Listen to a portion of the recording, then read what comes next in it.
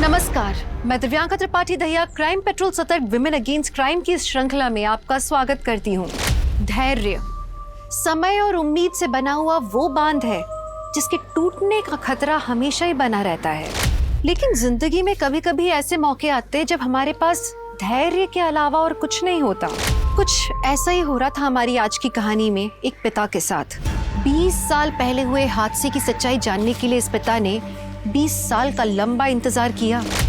20 साल सुनने में ही कितने लंबे लगते हैं। सोचिए, इंसाफ के लिए ये 20 साल, धैर्य के लिए ये 20 साल एक पिता के लिए कितने ज्यादा लंबे रहे होंगे।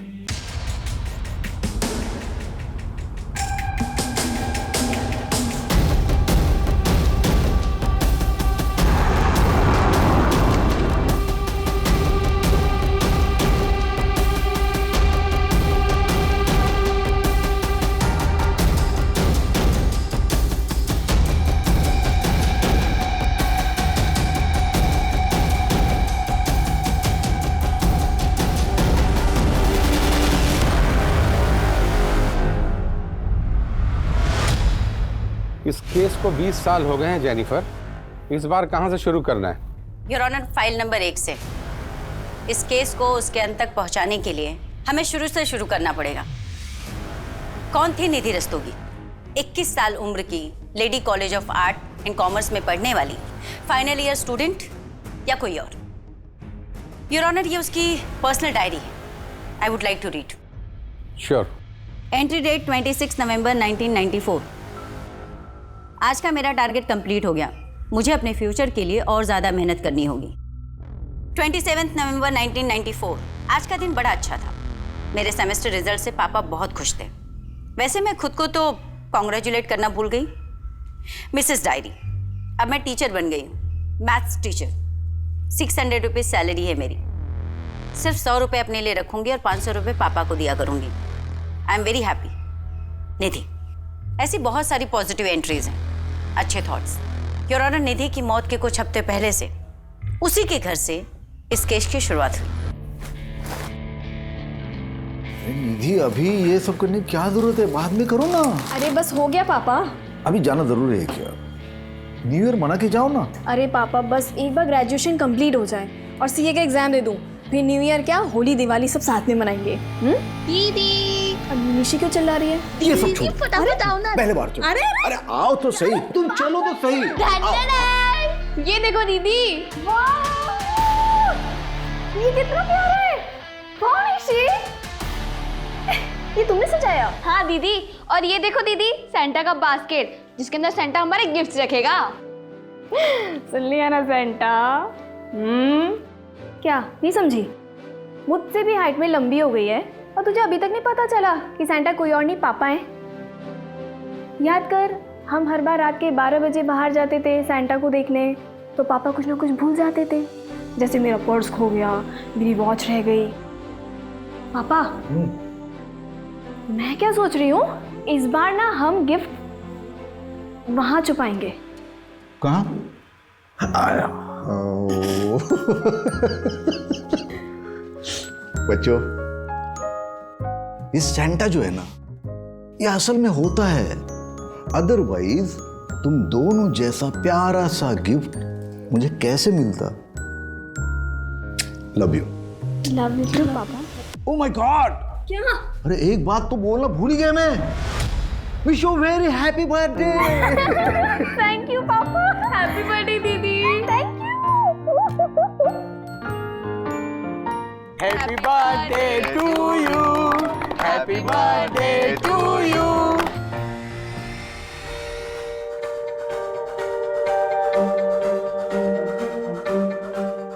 निधि की पढ़ाई लिखाई में तो बहुत खर्च होता होगा ना, क्योंकि पंजिम के अच्छे कॉलेज में पढ़ती है ये। मेरा कोई खर्च नहीं होता, उल्टा 600 रुपए हर महीने निधि मुझे भेजती है। 600 रुपया हर महीने? किस बात के? वो क्या है, निधि जिस कॉलेज में पढ़ती है ना, उनका एक स्कूल भी है, तो वहाँ की मैथ्स की जो टीचर है वो 6 महीने के लिए छुट्टी पे गई हुई है। और निधि का मैथ्स तो तुमको पता है, 99 से नीचे कभी लाया नहीं उसने। तो उन स्कूल वालों ने इसे ऑफर दिया ट्यूशन के लिए। अब नेक्स्ट महीने से कराटे भी सिखाएगी, मतलब सैलरी होगी 1000 रुपया महीना। अरे वाह, क्या बात है, ये सुन के तो बहुत खुशी हुई निधि। हाँ, थैंक यू अंकल। वैसे आज अगर भाभी जी जिंदा होती ना तो वो तो मेरे मुंह में मिठाई ठूस ठूस के मेरा शुगर ही हाई कर देती थी। अरे तुम्हारे शुगर को लो करते। आओ वाइन पीते। आओ। हाँ चलो चलो।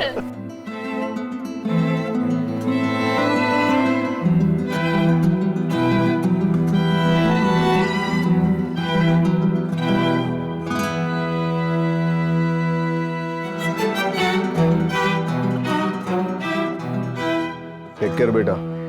और हाँ, 24 घंटे ना किताबों में घुसे मत रहना, थोड़ा खाने पीने का भी ध्यान रखना। हुँ? अभी 53 किलो की हो तुम, अगर 52 भी हो जाओगे ना तो उन हॉस्टल वालों की खैर नहीं बता रहा हूँ। 55 की हो जाऊंगी बस। अरे वो इतना भी खाने पीने का ध्यान मत रखना, पढ़ाई पे कंसंट्रेट करना, पढ़ाई मन लगा के कर। और हाँ, wish you very happy new year in advance. Happy new year in advance पापा। हैप्पी न्यू ईयर दी। Happy new year. और हाँ, फोन जरूर करना। हर साल अपने क्लास में आने वाली टॉपर, एक माहिर कराटे फाइटर और उससे भी कहीं ज्यादा हैप्पी गो लकी, एक खुश मिजाज लड़की। योर ऑनर, अगर आज वो जिंदा होती तो उसकी कहानी कुछ और होती, पर अक्सर देखा गया है कि सबसे ज्यादा ब्राइट चमकने वाला हीरा किसी ना किसी की आंख में खटकते रहता है। निधि के साथ भी वैसा ही कुछ। 1 2 3 4। हाँ हाँ हाँ हाँ और ऊपर हाँ। तो आज हम क्लास यहीं पे एंड करते हैं। कल हम शाम को 5 बजे मिलेंगे, 5 PM sharp. Okay, thank you ma'am. Thank you. Hi Nidhi, काफ़ी अच्छा फीडबैक है तुम्हारा, स्टूडेंट्स भी तुम्हें काफ़ी पसंद करने लगे। एक बार अपनी पढ़ाई पूरी कर लो, उसके बाद मैं तुम्हें as senior math teacher promote करवा दूंगा, सैलरी भी अच्छी होगी, साथ में अपना बीएड भी कर लेना। Thank you very much sir. अरे थैंक यू की कोई बात नहीं, यू डिजर्व इट। अच्छा, तुम्हारे पास मेरा लैंडलाइन नंबर है, कोई भी काम हो कॉल मी एनी टाइम, दिन हो या रात, सोचना मत, just come to my home. Take care. Take care sir. मेरा सामान किसने फेंका? मैंने।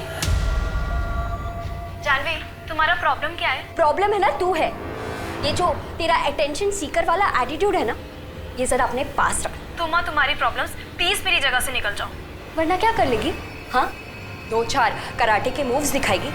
चल दिखा, चल दिखा दिखा ना। ओए, क्या हो रही है? चलो दोनों अपनी जगह पे। वार्डन दीदी, प्लीज मेरा रूम चेंज कीजिए, मुझे यहाँ नहीं रहना। वार्डन दीदी, आप है ना इसको इस सड़ियल रूम में रहने दीजिए, आप मेरा ही रूम चेंज करवा दीजिए। Janvi, mind your tone.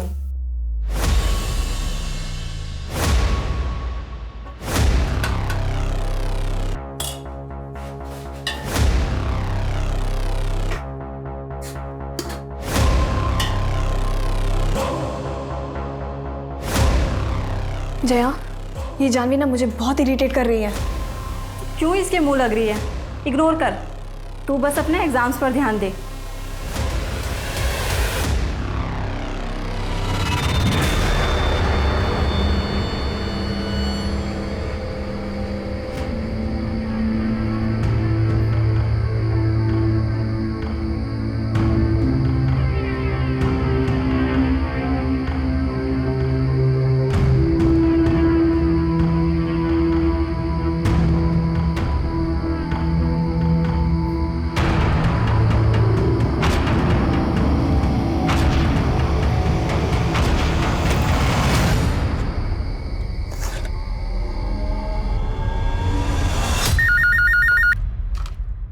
Hello पापा। हाँ निधि बेटा, बोलो कैसी हो? बस ठीक हूँ पापा। अरे तुझे पता है निशि ने आज क्या किया? अरे रास्ते पर से कुत्ते का बच्चा घर पे लेके आई, फिर उसको लाख समझाया, उसके बाद वापस छोड़ के आई। वो अभी रूठ के बैठी है, बोलती खाना नहीं खाएगी। निधि, तू पक्का ठीक तो है ना बेटा? हाँ पापा, मैं ठीक हूँ। मुझे आपसे कुछ बात करनी थी। क्या बात है? कोई प्रॉब्लम है? वो रितेश वहां आया क्या? नहीं पापा, रितेश की बात नहीं है। तो बेटा खुल के बोलना, क्या बात है? पापा मैं आपसे बाद में बात करती हूँ, मेरी वो दोस्त आ गई है। ठीक है, तुम मुझे जरूर फोन करना, मैं इंतजार करूंगा तुम्हारे फोन का।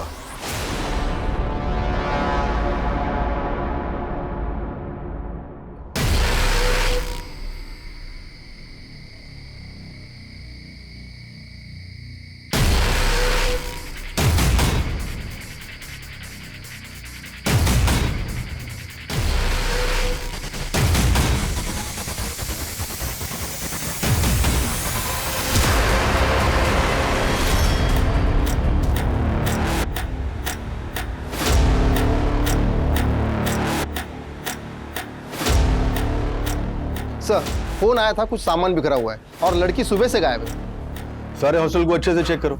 सर सर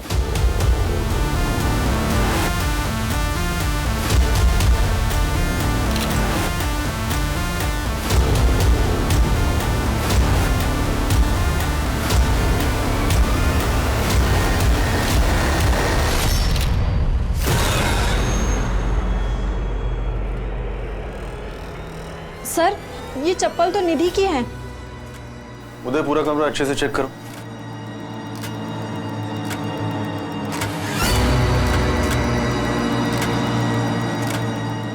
इसमें तो आज की डेट लिखी है, मतलब वो सुबह लापता होने से पहले अपने मैथ्स के सम सॉल्व कर रही थी। हाँ सर, फ्रिज के पास एक पानी की बोतल मिली है और हॉस्टल के बैक साइड पे एक स्लीपर।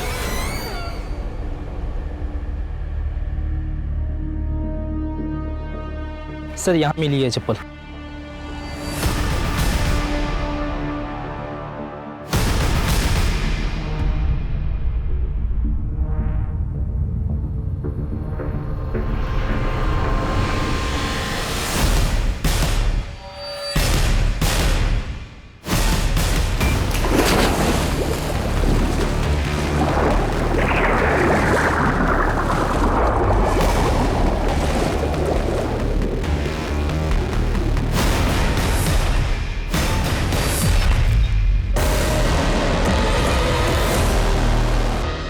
पापा मैं आपसे बाद में बात करती हूँ, मेरी वो दोस्त आ गई है। निधि, क्या हुआ यार?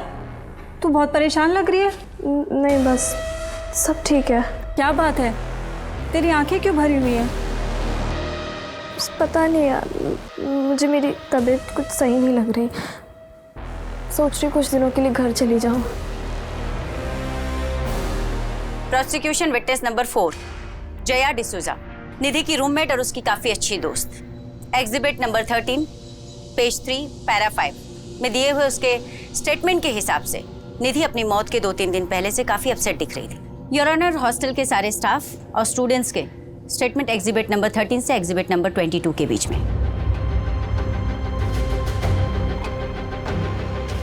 सर यकीन ही नहीं हो रहा कि निधि अब हमारे बीच नहीं रही। पता नहीं उसने ये सब किया ही क्यों।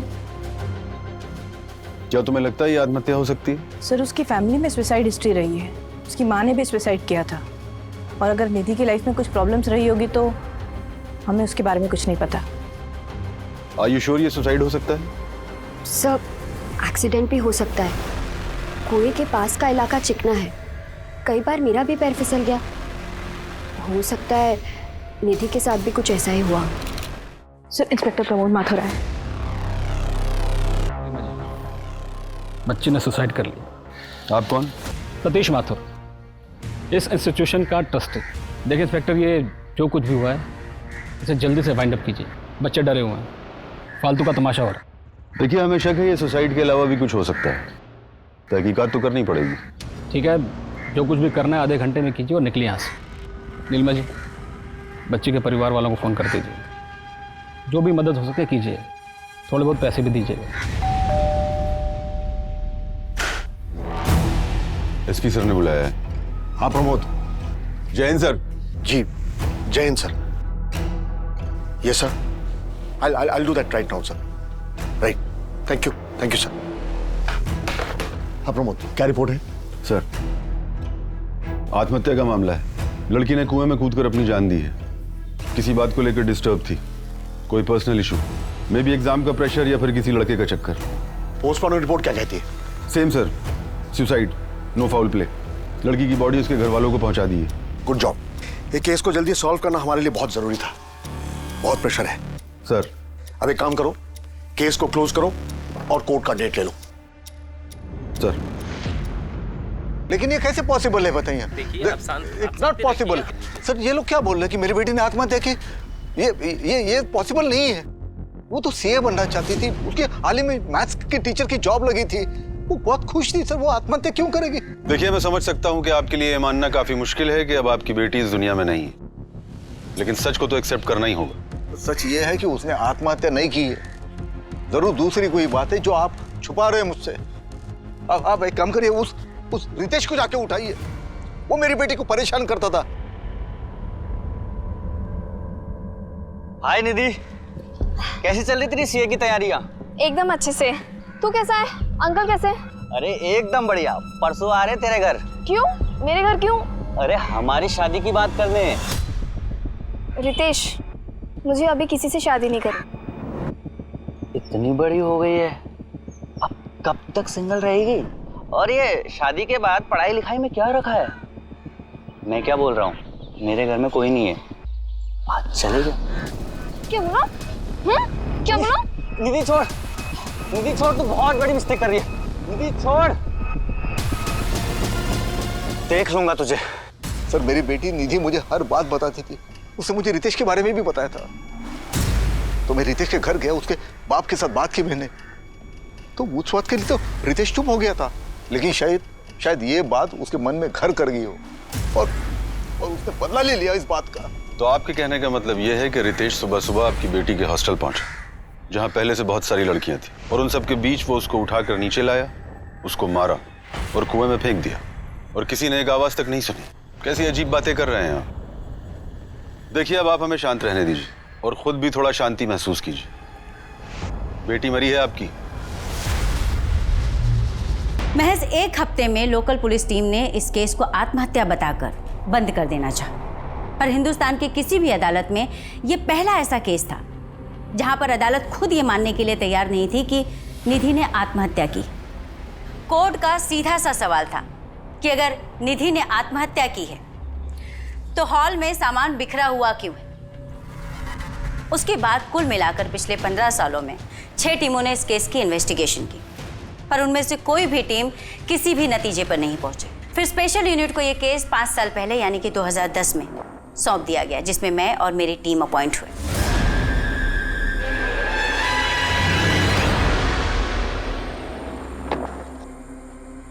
मैम, अब तक 6 टीम ने इस केस को सुसाइड बताया है और सबने रिक्वेस्ट की है कि इस केस को क्लोज कर दिया जाए। लेकिन 7वीं टीम का ऐसा कोई इरादा नहीं।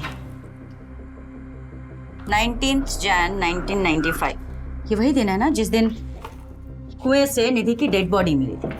अगर 1 मिनट के लिए मैं मान भी लेती हूँ कि उसने सुसाइड कमिट किया, तो सुसाइड कमिट करने से पहले वो ये मैथ्स के सम क्यों सॉल्व कर रही थी? मैम, ये रही उसकी डायरी। मैथ्यू, मैं डायरी पढ़ चुकी हूँ।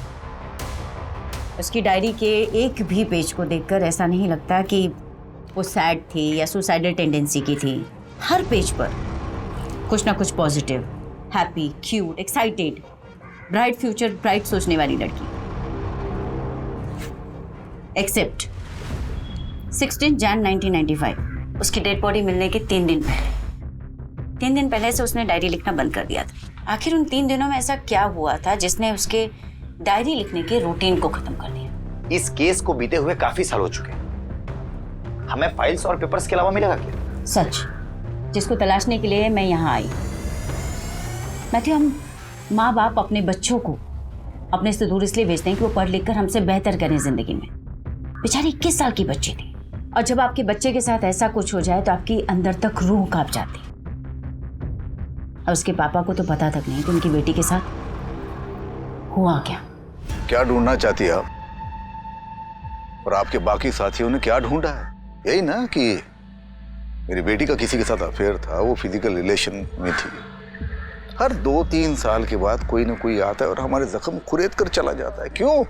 हमने मान लिया ना कि हमारी बेटी ने आत्महत्या की है, हो गया ना, बस अब जाइए यहाँ से।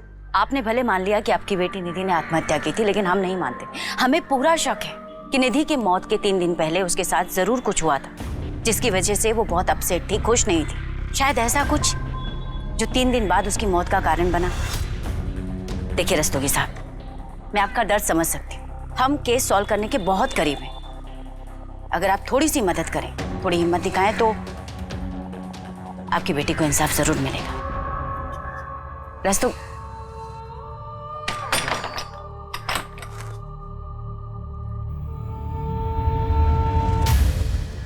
मैम, ये रही निधि की ऑटोप्सी रिपोर्ट। ये फर्स्ट रिपोर्ट और ये डिटेल रिपोर्ट। ऑटोप्सी रिपोर्ट के मुताबिक निधि के सर पर काफी गहरी चोटें थी, 4 चोटें। और इनिशियल इन्वेस्टिगेटिंग ऑफिसर्स की थ्योरी थी कि ये चोटें कुएं में गिरने की वजह से भी आ सकती हैं। तो इस थ्योरी का प्रैक्टिकल करके देख लेते हैं।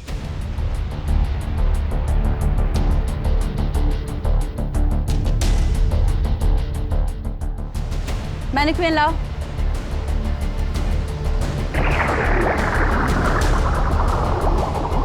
सर, एक तरफ अगर एक कॉन्शियस इंसान पानी में डूबने से मरे और दूसरी तरफ एक अनकॉन्शियस इंसान पानी में डूबकर मरे, तो दोनों ही हालातों में काफ़ी फर्क होता है। मैं एक्सप्लेन करती हूँ। सर, जब पानी में डूबने की वजह से लंग्स के अंदर पानी भरता है तो कॉन्शियस इंसान और अनकॉन्शियस इंसान दोनों के सिनेरियो में लंग्स के अंदर अलग अलग टाइप का झाग बनता है। क्योंकि जो कॉन्शियस इंसान होगा उसकी सांसें तेज होंगी, वो छटपटाएगा, बाहर निकलने की कोशिश करेगा, भले ही वो आत्महत्या के इरादे से ही पानी में क्यों ना कूदा। और जो अनकॉन्शियस है वो सीधे डूबकर मर जाए। निधि के लंग्स कंडीशंस को देखकर ये साफ साफ पता चलता है कि पानी में डूबते वक्त वो कॉन्शियस नहीं थी। मतलब ये सुसाइड नहीं, एक्सीडेंट भी तो हो सकता है। पैर फिसल गया हो, चोट लग गई हो और गिर गई हो। एक्सीडेंटली कुएं में गिरने की वजह से अगर किसी को चोट लगेगी तो 1 या 2 बार लगेगी, 4 बार नहीं। अगर 4 बार लगी तो कैसे? सर, इतने सालों बाद उस कुएं या उस हॉस्टल से कुछ भी मिल पाना इम्पॉसिबल था। इसलिए इस केस को सिर्फ लॉजिकल इन्वेस्टिगेशन के अप्रोच से ही सॉल्व किया जा सकता है। इसलिए मैंने और मेरी टीम ने पुरानी रिपोर्ट्स में दी गई जानकारियों के हिसाब से इस केस को रीइमेजिन करने की कोशिश की।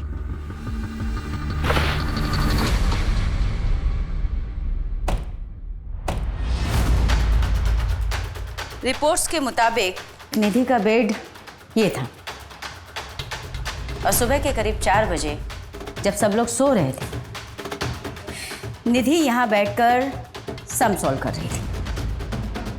सम सॉल्व करते करते सुबह के करीब 4 बजे उसे प्यास लगी और वो फ्रिज का पानी पीने के लिए नीचे चली।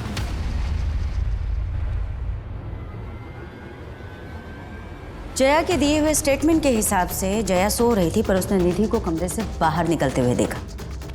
इसका मतलब निधि कमरे से निकलकर पानी पीने के लिए मेस की तरफ गई होगी।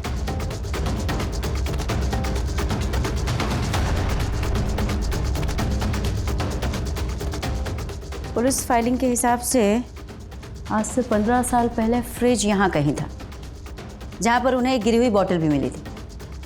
शायद वही बोतल जिससे निधि ने पानी पिया होगा। पोस्टमार्टम रिपोर्ट के हिसाब से निधि की डेथ सुबह 6 बजे के करीब हुई, जबकि वो पानी पीने के लिए अपने कमरे से सुबह 4 बजे नीचे उतरी, यानी कि 2 घंटे। इन 2 घंटों में उसके साथ क्या हुआ? 1 मिनट के लिए मान लेती हूँ कि उसकी हत्या 20 से 30 मिनट में हुई, फिर भी बचे 1.5 घंटे। 1.5 घंटे निधि कहाँ थी? मैम, रिपोर्ट के मुताबिक नीलिमा इस कमरे में रहा करती थी। नीलिमा इस हॉस्टल की केयर टेकर हुआ करती थी, लेकिन हादसे वाली रात नीलिमा ने न तो कुछ देखा और न ही कुछ सुना। ऐसे लगता है निधि को किसी ने हिप्नोटाइज करके बड़े आराम से सब कुछ करा दिया। क्या हुआ मैडम, कुछ पता चला आपको? इन्वेस्टिगेशन हो रही है, पता भी चल जाएगा। देखिए मैडम, बच्चियां बाहर धूप में खड़ी हैं, आप लोग ऐसे बार बार आ जाते हैं, अच्छा नहीं लगता। अब आपका हो गया ना सब, जाइए और रिपोर्ट फाइल कीजिए। और क्या फाइल करूं रिपोर्ट में? यही कि बच्ची बीमार थी, परेशान थी। तो आप ही हैं जो अभी तक सबको नरेशन देते आए हैं। ये इसका मतलब आप ही का हाथ है मर्डर? अरे मैडम, मर्डर वर्डर कुछ हुआ ही नहीं था, और मुझ पर इल्ज़ाम लगाने से पहले अब सबूत लेकर आइए। आपसे पहले भी बहुत टीमें आई, खूब छानबीन की, हीरो बन गए सब लोग। फाइनली केस क्लोज करके चले गए ना, आप भी चले जाएंगे।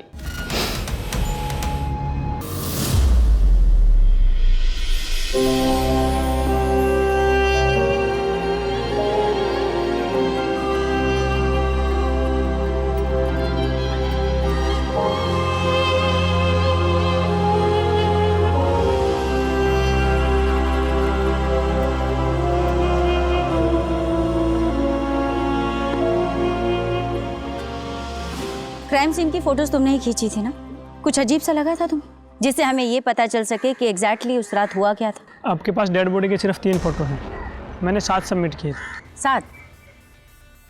पर पुलिस फाइल में तो इसका कहीं कोई जिक्र नहीं। लड़के के गले पे नाखून के निशान थे, उसके सिर के पीछे जो चोट लगी थी वो लंबाई में कट था, शायद किसी लकड़ी या ऐसी किसी चीज़ से मारा गया हो। लेकिन कोर्ट में सिर्फ 3 ही फोटो सबमिट हुई। तो बाकी की 4 फोटो तुम्हारे पास हैं? 15 साल हो गए मैडम, उस वक्त हमारा काम सिर्फ रील पे चलता था। रील और कैमरा दोनों तोड़ दिए गए हमारे। किसने तोड़ा? आपकी हर एक टीम को बताया था मैडम। पहली टीम पर ऊपर से बहुत प्रेशर था, शायद कोई पहुंचा हुआ आदमी शामिल था। स्टेटमेंट दोगे? कितनी बार दूं सर? ठीक है मैडम, दे देते हैं, लेकिन होगा क्या? आपके पास भी किसी ऊपर से फ़ोन आएगा और आप भी स्टेटमेंट सबमिट नहीं कर पाओगे। पहुंचा हुआ आदमी? आखिर कौन है ये पहुंचा हुआ आदमी जिसने आज से 15 साल पहले पुलिस, रिकॉर्ड, स्टेटमेंट सब कुछ मैनेज कर लिया? जरूर पहले की टीम्स पर इस आदमी का दबाव रहा होगा। कहीं हम पे भी ये दबाव बनाया तो? नहीं मैथ्यू, अब 15 साल हो चुके, मुझे नहीं लगता कि अब वो कुछ कर पाएगा। पर फिर भी अगर हम पे कोई प्रेशर आया तो? फिर तो और अच्छा होगा, हमें आसानी होगी उसे ट्रैक करने में।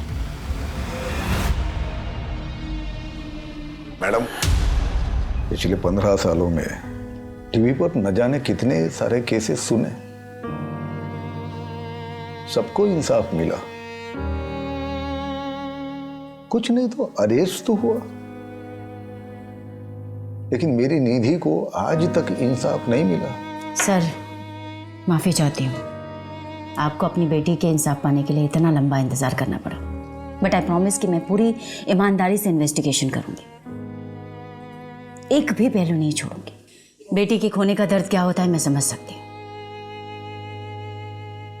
मेरी भी एक 6 साल की बेटी है।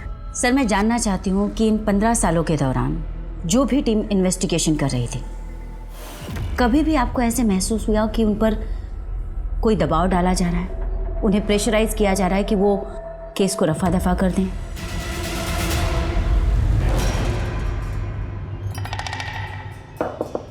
सर, अरे आप मेरे घर पे आ गए, आप पुलिस स्टेशन में आइए। सर प्लीज आप फिर से तहकीकात कीजिए ना।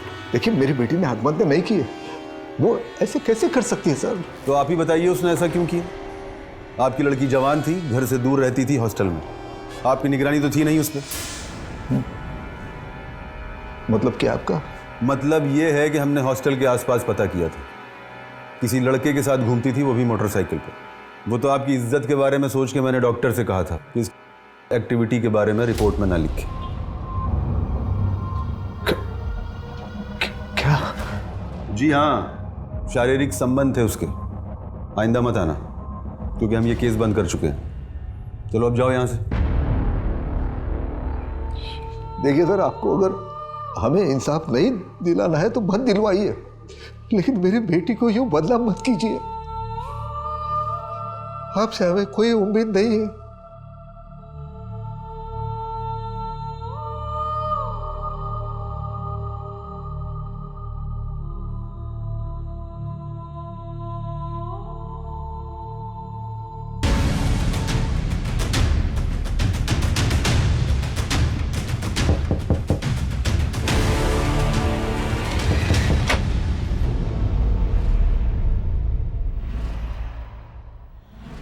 फिर नई टीम, आप भी तहकीकात कर लीजिए, लेकिन होने वाला कुछ नहीं है।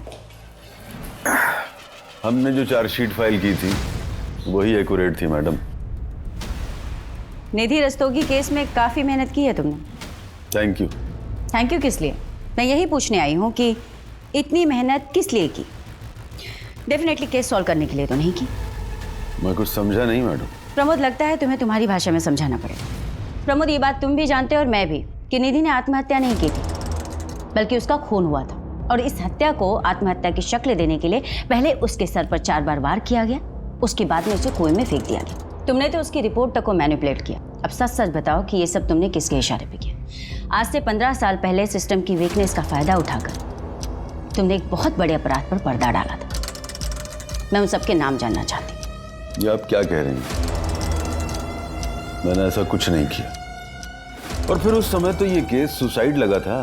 प्रमोद, निधि का अपने कमरे से निकलकर नीचे मेस रूम तक जाने और उसकी डेथ के टाइमिंग के बीच में 1.5 से 2 घंटे का गैप है। मैं जानना चाहती हूँ कि इस 1.5-2 घंटे के बीच में क्या हुआ था। आत्महत्या करने से पहले लड़की सोच रही होगी कि उसे क्या करना है, कैसे करना है। और वहाँ हॉल में जो सामान बिखरा था वो? उसने कुछ किया होगा, कुछ सोचा होगा। भाई उस समय तो सीसीटीवी कैमरे भी नहीं होते थे। अच्छा, तो तुम सिर्फ सीसीटीवी के बिहाफ में इन्वेस्टिगेशन करो। गुड, जल्दी ही मुलाकात हो अरेस्ट वारंट के साथ। और तुम अच्छी तरीके से जानते हो तुम्हारे डिपार्टमेंट से कहीं ज्यादा मशहूर हमारे डिपार्टमेंट की खातिरदारी।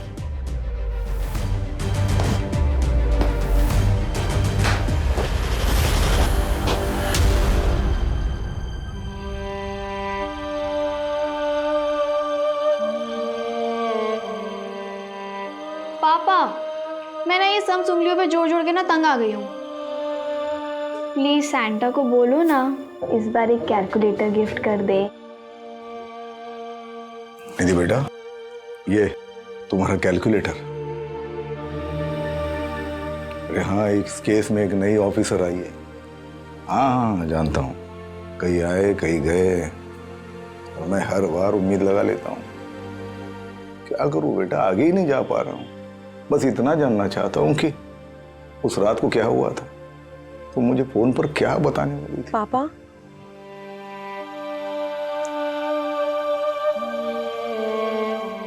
हर बार यही सोचता हूँ कि अगर थोड़ा सा फोर्स करके उसी रोज पूछ लेता, क्या पता शायद दूसरे दिन में तुम्हें मिलने चला आता, और शायद आज तुम हमारे साथ होती।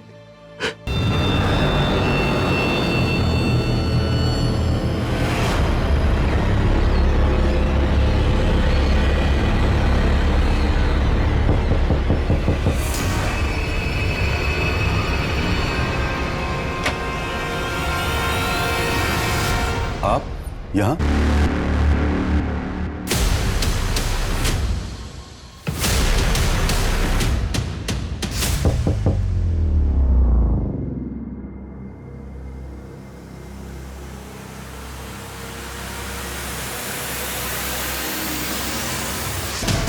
Your honour, inspector Pramod Sharma ji को जहर देकर मारा गया था। इंस्पेक्टर प्रमोद शर्मा की टीम इस केस पर काम करने वाली पहली टीम थी जिन्होंने निधि की डेड बॉडी, उसके कपड़े, उसका रूम अच्छे से देखा और इस केस से जुड़े सारे एविडेंस कलेक्ट किए थे। बट अनफॉर्चुनेटली इस केस से जुड़ी बहुत सी इंपॉर्टेंट चीज़ें उन्होंने प्रिजर्व नहीं की, जैसे कि विक्टिम के कपड़े और भी कई सामान। उस मर्डर वेपन तक को नहीं ढूंढा जिससे कि निधि के सर पर 4 बार वार किया गया था। पर कहते हैं योर ऑनर कि बुरा चाहने वाला 100 बुराई क्यों ना करे, किसी की एक अच्छाई उन 100 बुराइयों पर भारी पड़ती। योर ऑनर, ये रहा पीयूष नायक का स्टेटमेंट और उसके खींचे हुए फोटोग्राफ्स। योर ऑनर, जो कोई भी बहुत ही पावरफुल और पहुंचा हुआ इंसान है, तभी पुलिस इन्वेस्टिगेशन से लेकर एविडेंस डिस्ट्रॉय करवाने तक हर जगह उसका अच्छा खासा इन्फ्लुएंस है। योर ऑनर, मुझे लगता है इंस्पेक्टर प्रमोद शर्मा जी की हत्या में भी उसी का हाथ हो। जानवी जी, हमें पता चला है कि निधि के साथ आपकी बहुत अच्छे से बनती नहीं थी। तो 15-20 सालों बाद आप मेरे पास आ गई। आपको पता है मेरे पिताजी मंत्री हैं, वो भी पिछले 25 सालों से। आप गलत जगह हाथ डाल रही हैं। आई एम सो सॉरी, हमारे प्रोफेशन का हिस्सा है इंक्वायरी करना, सो वी आर हियर। वैसे आपके पिताजी काफ़ी अच्छी पहुंच रखते हैं, पैसे वाले भी आप। अब आप सही समझ रही हैं। आपको कुछ ज़रूरत हो तो बताइए। जी नहीं, थैंक यू। मैडम जी, चाय तो पी के जाइए। नेक्स्ट टाइम पक्का। इसके बाप की कुंडली निकलवाओ। अगर ये लोग इतने ही पहुंचे हुए हैं तो ये जानवी जरूर इस केस में इन्वॉल्व होगी।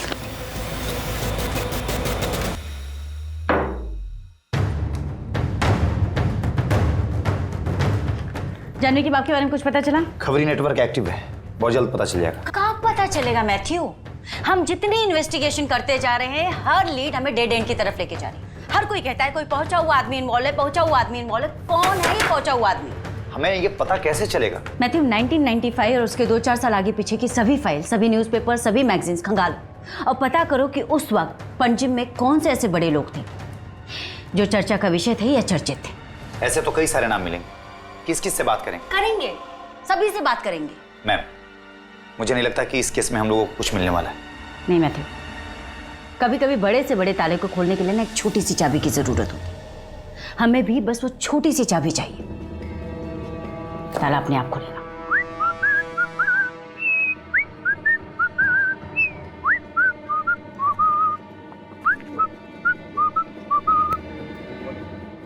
एक्सक्यूज मी दोस्त, पैराग्लाइडिंग करेंगे? पैराग्लाइडिंग ये भाई मैम, अपना जेस्की है, स्कूबा डाइव है, सब एकदम पैकेज में करा दूंगा, डिस्काउंटेड। ये बता लूँ ना। कोई बात नहीं ब्रदर, कोई बात नहीं, एंजॉय एंजॉय।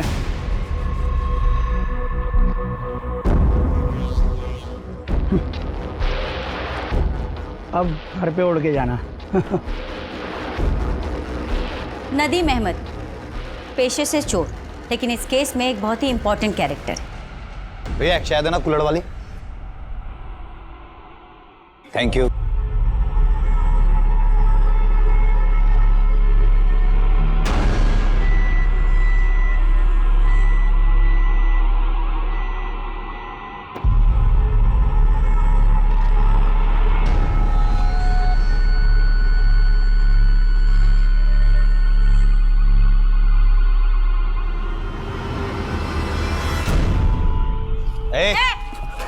भागता कहाँ है? मैंने कहा था ना ये चोर नहीं जादूगर है। पर आप लोग हो कौन? Special unit. वो जो टीवी पे बताते हैं वो? गोवा सुर्खियां। आज से करीब 18 साल पहले तूने स्टेटमेंट दिया था कि तू चोरी करने के इरादे से एक गर्ल्स हॉस्टल में गया था और वहां तूने कुछ और देखा। क्या देखा? नदीम अहमद एक चोर का कैरेक्टर क्वेश्चनेबल है। योर ऑनर, पिछले 20 सालों से जिस केस में कोई जवाब नहीं मिला वहां पर चीजें क्वेश्चनेबल तो दिख रही हैं। वैसे हमने इस चोर पर आंख बंद करके भरोसा नहीं किया है। नदीम, कहाँ है तुम्हारा बंदा? वो देखो मैडम, आ गया। मैडम ये असलम है, न्यूज़पेपर और दूध बेचने का काम करता था। असलम जरा बता मैडम को उस सुबह तूने क्या क्या देखा था? गर्ल्स हॉस्टल के अंदर मैम मर्दों का जाना एकदम से मना था। यहाँ तक कि मुझे पैसे देने भी गेट पर ही आते थे। उस रात मैंने देखा कि एक आदमी हॉस्टल के पीछे की तरफ जा रहा था। बहुत अंधेरा था तो ठीक से देख नहीं पाया। मुझे लगा किसी लड़की का किसी लड़के के साथ चक्कर होगा। बाद में मैम मुझे पता चला कि वहाँ कुएं से किसी की लाश मिली थी। मैम ये केस तो कहीं और मुड़ गया है। जानवी के पिता की कुंडली भी हाथ लग गई है और जानवी की माँ की ये दूसरी शादी है। शादी 15 साल पहले हुई थी और ये आदमी जानवी को गोद लिया हुआ था। असलम और नदीम के दिए हुए स्टेटमेंट के बेस पर हम निधि को इंसाफ नहीं दिला पाएंगे। It will be very difficult. इस मर्डर के पीछे इन दोनों का भी तो हाथ हो सकता है ना? I don't think. ऐसे लोगों के बीच ये बड़े नाम इन्वॉल्व क्यों होंगे? इनके साथ तो बहुत आसान होता है ना, इन्हें लॉकअप में डालो, केस बंद। इस केस को सिर्फ इसलिए बंद किया गया है ताकि कॉलेज का नाम ना खराब हो और सिक्योरिटी वाले पे सवाल ना उठे। निधि जिस कॉलेज में पढ़ती थी और जहाँ पर पढ़ाती थी वो पणजी के बड़े इंस्टीट्यूट्स में आते हैं और ऐसे इंस्टीट्यूट अक्सर अपने एनुअल डे फंक्शन पर बड़ी हस्तियों को एज ए चीफ गेस्ट बुलाते हैं। पता करते कि पिछले 4-5 सालों में कौन कौन से लोग एज अ चीफ गेस्ट यहाँ पर आए हैं। 4 साल यानी कि निधि की हत्या के पहले से। 1990 से शुरू करते हैं।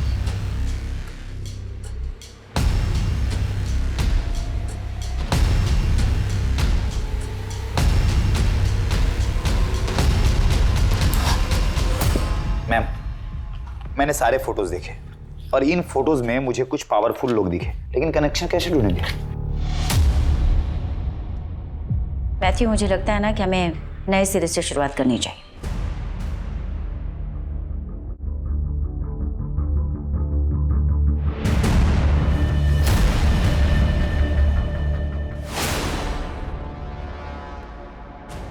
मैथ्यू, ये फर्स्ट ऑटोप्सी रिपोर्ट का सिग्नेचर और ये डिटेल ऑटोप्सी रिपोर्ट की signature, there is a little difference. थोड़ा मैन्यूट सा फर्क है।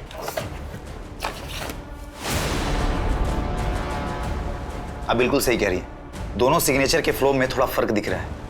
लगता है किसी दूसरे ने की है इस सिग्नेचर को। डॉक्टर शिवदर्शन रेड्डी, मैं sir Jennifer Pereira, special unit officer. Nidhi Rastogi case याद होगा आपको? बराबर याद है। 20 साल से वेट कर रहा हूँ, कोई तो आएगा मेरे पास इन्वेस्टिगेशन करते हुए। आजकल जहाँ टेक्नोलॉजी से लेकर सिक्योरिटी तक सब कुछ इतना एडवांस हो चला है, फिर भी कई केसेस में मैनिपुलेशन होता रहता है। तो इमेजिन कीजिए 20 साल पहले क्या कुछ नहीं होता होगा। आपका मतलब है इस केस की पोस्टमार्टम रिपोर्ट के साथ भी मैनिपुलेशन हुआ? उस बच्ची के साथ हुआ था। तो ये बात ऑटोप्सी में क्यों नहीं लिखी गई? लिखी गई थी, मगर कोई तो था जो ये चाहता था कि रिपोर्ट से ये सब कुछ मिटा दिया जाए। क्या आप हमें उसका नाम बता सकते हैं? जी नहीं, हम पे वो प्रेशर पुलिस टीम के थ्रू डाला जाता था।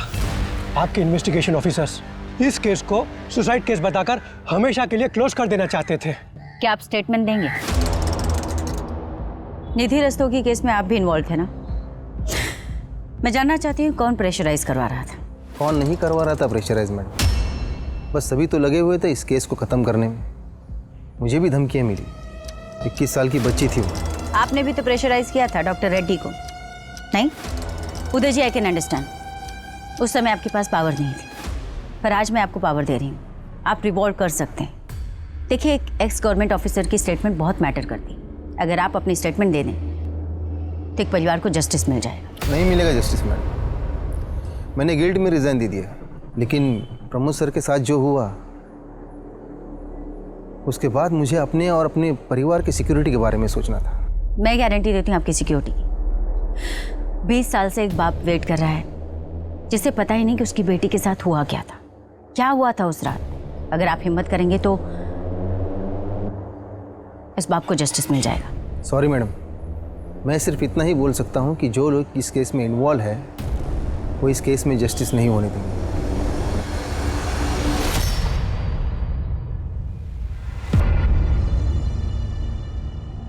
लगता है हमें भी इस केस को सॉल्व करने में 20 साल लग जाएंगे। पता काफी लोगों को है, पर कोई कुछ नहीं कहना चाहता। नीलिमा इस हॉस्टल की केयरटेकर हुआ करती थी, लेकिन हादसे वाली रात नीलिमा ने तो कुछ देखा और ना ही कुछ सुना। नीलिमा का कमरा मेस रूम के बगल में, माना कि वो सो रही थी, पर कुछ तो आवाज सुनी होगी उसने। मैथ्यू, वो नीलिमा की फाइल देना, उसकी पिक्चर सर। ये रही।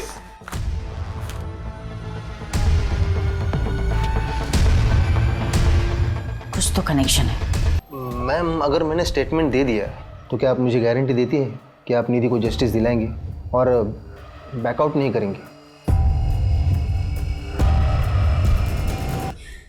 एसपी साहब, बेहतर होगा आप इज्जत से खुद ही सब बता दें। वैसे हमने होम मिनिस्ट्री में सारी डिटेल्स भिजवा दी है। हमें पता है कि आप वही ऑफिसर हैं जिन्होंने इन्वेस्टिगेशन टीम पर प्रेशर डाला था। केस को क्लोज करो और कोर्ट का डेट ले लो। सर, नदीम हमें सब कुछ बता चुका है, पूरी थ्योरी रेडी है हमारे पास। और वो पीएसआई ऑफिसर जिन्होंने अर्ली रिटायरमेंट ले ली थी आपके प्रेशर की वजह से। अब आप बताएंगे कि आपने ये सब किसके लिए किया या किसके कहने पर किया? मैं उन्हें मना नहीं कर पाया, गुरु माना है मैंने उन्हें। हर इंसान में गलत भावना होती है, लेकिन हमें उसे काबू में रखना है। जब हमारा ध्यान अच्छी बातों में लगाएंगे तब सब कुछ अच्छा होगा। We have to move forward in our life. पीछे मत देखो, जो हुआ अच्छे के लिए होता है। हर इंसान में अच्छा करने की ताकत होती है। पॉजिटिव एनर्जी में जो ताकत है ना, वो किसी और चीज में नहीं। जब आप सोचते हो आई एम द बेस्ट, आप बेस्ट हो जाते हो। तो से with me, I am the best, I am the best, I am the best, I am the best. Donation पहुंच गई?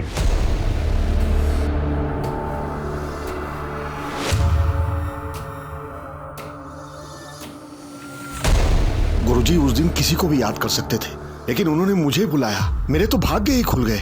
मैं उन्हें मना कैसे कर सकता था?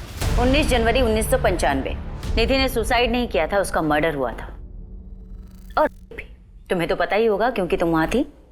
अगर तूने अपना मुंह किसी के सामने खोला ना, तो तेरी बदन की सारी हड्डियां इतनी बार तोड़ूंगी कि डॉक्टर भी गिनते रह जाएगा। जिंदगी में बहुत कुछ पाना चाहती हो तुम। लक्ष्य होना जरूरी है और तुम वहां तक पहुंचोगी भी, लेकिन तुम्हें वहां तक पहुंचने के लिए मेरी जरूरत पड़ेगी। और जब भी तुम्हें मेरी मदद लगे, मेरे घर चले आना, मैं तुम्हारी मदद करूंगा।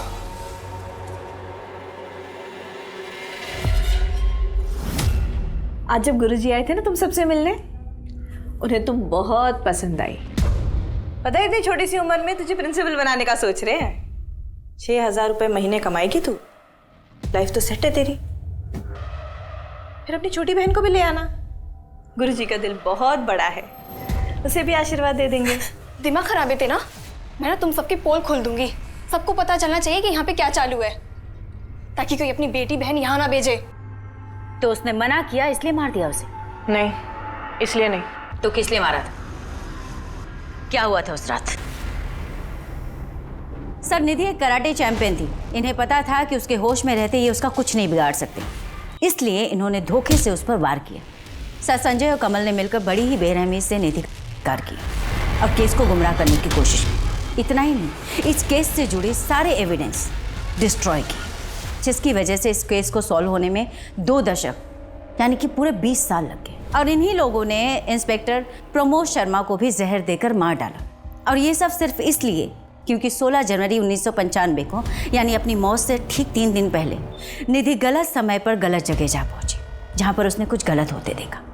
स्पेशल यूनिट के इन्वेस्टिगेशन को सुनने के बाद अदालत इस नतीजे पर पहुंची है कि निधि रस्तोगी ने आत्महत्या नहीं की थी, बल्कि उसकी हत्या हुई थी। 21 साल की निधि रस्तोगी, जिसके आगे पूरी जिंदगी थी, जो अपने सपनों को पूरा करने के लिए पूरी मेहनत कर रही थी, उस बच्चे की हत्या के इल्जाम में ये कोर्ट नीलिमा पेंडेकर, संजय शर्मा और कमल जैन को उम्र कैद की सजा सुनाती है।